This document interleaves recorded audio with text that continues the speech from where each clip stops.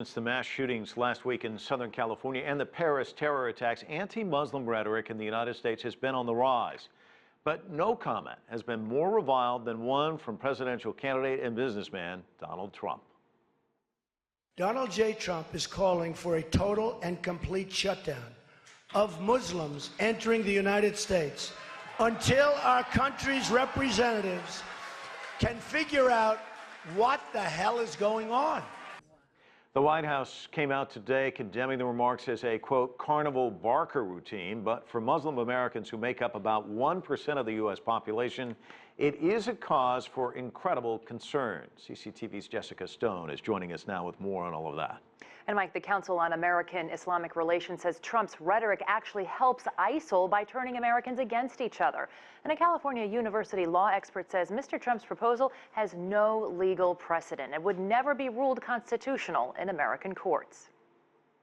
The day after the San Bernadino shootings, a threatening voicemail greeted Imam Abu Nahidian at his Virginia mosque. One new message. It's not the first time. A year ago, the mosque was vandalized. If one individual is doing something, don't blame the whole group. Nahidian doesn't believe Muslims committed the September 11th attacks and teaches congregants that the U.S. helps fund ISIL. He says he appreciates free speech. He thinks presidential candidate Donald Trump's proposal to keep Muslims from entering the United States unfairly targets people like him who have families abroad. When you're talking about one group of people that they shouldn't come, did you see anything wrong with them? No. But across the world, Trump's comments were condemned. I think it's horrible because one can't make a generalization saying that all Arabs are monsters. I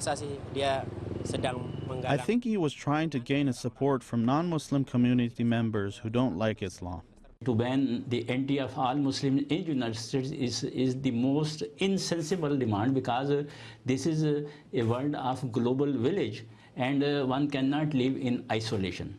Despite the condemnation, Trump clearly has his supporters in the United States, drawing thousands to hear him campaign. I think it's a good idea with everything that's going on in the world right now. I mean, it sounds harsh, but reality's reality. I say ship them all back. Seriously. Back at the mosque, Nahidian says he works with young people to prevent radicalization. The teenagers, we tell them that, look, whatever that it is happening, watch out, you don't be a part of it. And we very clearly we tell them that that is and in Islam there is no terrorism. Nahidian says he gives them scripture to counter the radical message along with these pens, which remind them Islam means peace. Now on the campaign trail, Trump often calls for a united America. But the irony here is he's uniting many Americans against his anti-Muslim rhetoric. And Mike, despite all the criticism he's gotten in the last 24 to 36 hours, he's actually doubling down on Tuesday after making the initial plan Monday. He gave new details on who would be exempt from his plan on Tuesday. And all of this happens as Congress, the House of Representatives, pass some legislation dealing with travel visas, a new bill on that. Can you give us the details on that? Well, and of course, that's what's interesting is there's a balancing act, right, between the rhetoric and actual action. What the Congress did or what the House did today was they changed a law, or attempted to change a law that now lets 38 countries, people come into the United States without a visa. This law would actually require visas for anyone who's been in Iraq or Syria over the past 5 years. Now, of course, this still has to pass the U.S. Senate, but there is support, which is important, from the White House on this, and that, of course, does mean that it is likely to become law.